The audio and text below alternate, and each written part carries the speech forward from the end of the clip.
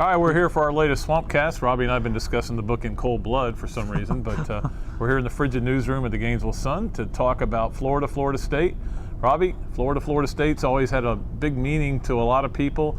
This one, no different from the others. Yeah, huge rivalry game, Pat. And I know people think, Florida's won 2 in a row up there, pretty heavy favorite, but you look back before that game 4 years ago, Florida hadn't had much success up there. No. So it's a tough place for Florida to play. It had gone all the way back to '86 since they'd won there before Zook won the game at Bobby Bowden Field. It's Ron Zook Field, I think, actually. Yeah. But it's amazing. Spurrier couldn't win there, but again, those were great FSU teams. The teams that Urban Meyer and in the case of Ron Zook have gone up against aren't as good.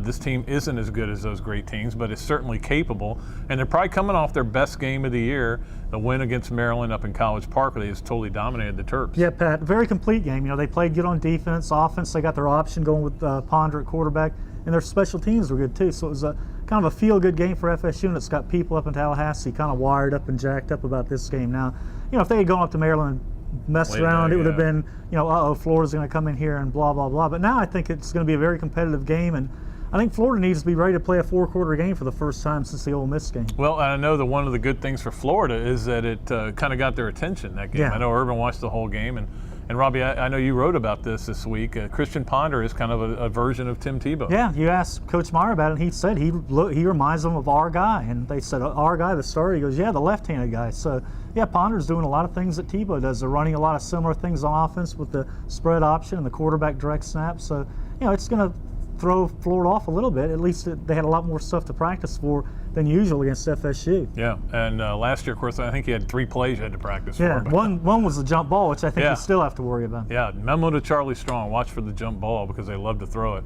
But it's certainly, I still think it's a situation. I mean, when you look at Florida State, their biggest win, Maryland, Miami, maybe. Okay, yeah, it doesn't do a whole lot for you. But this would be a big one. This is their chance to kind of get back into the national limelight and have everybody say, we've been joking all year. They're back. No, they're not back. They're back. They're not back. This would be their back. Yeah, they looked back last week, but it's Maryland, and Maryland looked like, bad.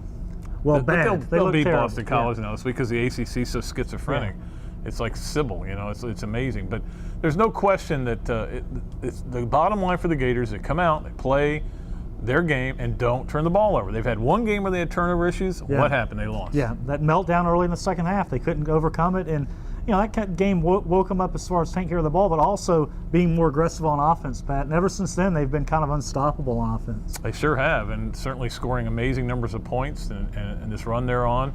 I think, another thing for Florida, too, is there have been a little bit of distractions this week with the Pouncey twins having to obviously missing Tuesday practice with a family tragedy. And that's the big practice, and certainly they are well within their rights. Obviously, they had to attend to family business. They had to do that. But it'll be interesting to see the focus. A lot of people have said they're a little bit worried that Florida might be looking ahead to Alabama. I don't see that at all. I would be stunned. I know one guy who's not, and that's the head ball coach at Florida. In fact, we talked to him and the players last night. The ones we talked to, they seemed very confident about this game, but yet they were very focused on this game too. They weren't talking about Alabama, about what comes next. They were saying this is a huge game for them, and it's a rivalry game. And Tebow mentioned it's for the state championship in Florida. They want that title too to get things rolling. So maybe it's a big game. They're focused. They're confident. Tough game up there. We'll give them a trophy if they win. How's that? Maybe make them feel good. But look, we were there 2 years ago when the team that won the national championship struggled mightily to win that game. Now Florida has handed them a couple of beatdowns in the Swamp, but it's always different when you go on the road to play anybody, let alone Florida State, a rival.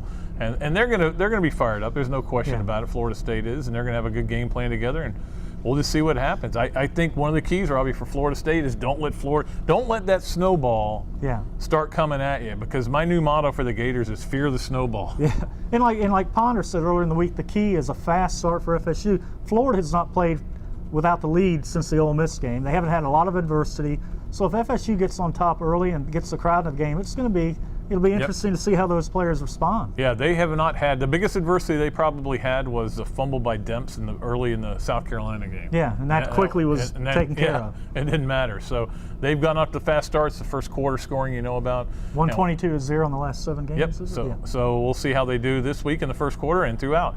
When it's over, Robbie and I will be coming to you from Doak Campbell Stadium at Bobby Bowden / Ron Zook Field, and we'll be telling you what happened in the game. So we're looking forward to that. And then, of course, next week, SEC championship. So we're winding it down, Robbie. It's almost over. A lot of ball to play still, though. Everybody or I hope you had a pleasant Thanksgiving. Hope you didn't eat too much, or don't eat too much, because I don't know when you're going to be watching this.